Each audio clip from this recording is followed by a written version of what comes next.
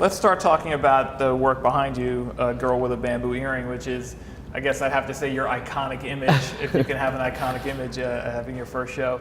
But talk a little bit about maybe the history of this piece in particular and the specific reason that you chose the Vermeer to work from. Going to the MoMA or the Met and not seeing like enough people of color.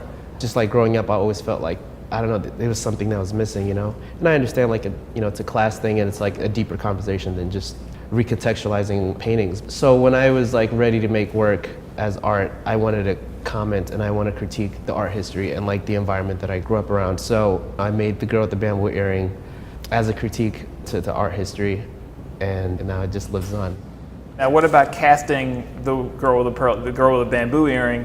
Was it your first decision? Right. Was there a few different women you considered? How did that happen? Yeah, I mean, I think when it comes to casting, even earlier on, like I usually look at a few people and, I like coming across this person and just kind of feeding off their energy and see what kind of person they are at heart. The woman that you had originally thought about casting that you met on the subway, yeah, and that you had gone back and forth, that does seem to be a continued part of your process where you are very randomly much selecting people that I guess have a certain look. Or yeah. So why is that so important to you as opposed to just hiring models or finding more professional people? Well, I mean, I think I like the aspect of having real people, not to say like, models are not real.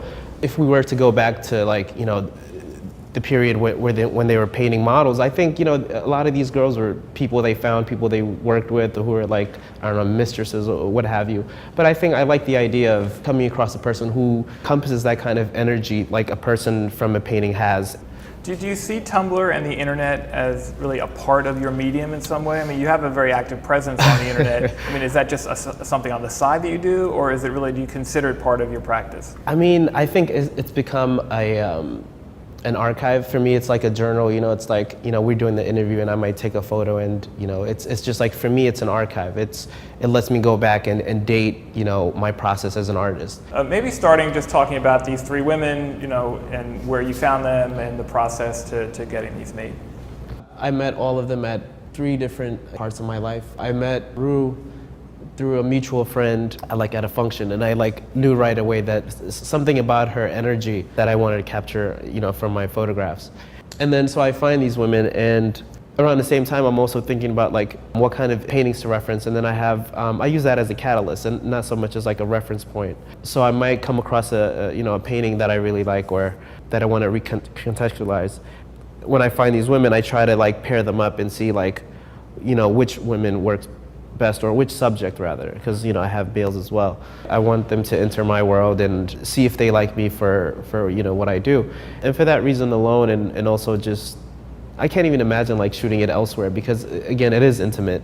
I hate to use the word, but how much digital manipulation, so to speak, goes into creating the final image?